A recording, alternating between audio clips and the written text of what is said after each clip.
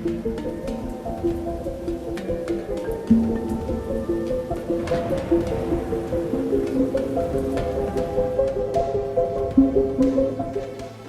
Kala atau JK melaporkan politikus senior Partai Golkar Agung Laksono ke polisi buntut kisruh pemilihan Ketua Umum PMI. JK menilai upaya Agung Laksono merebut kursi Ketua Umum PMI merupakan tindakan ilegal dan melawan hukum. Agung merespon santai pelaporan dirinya oleh Yusuf Kala.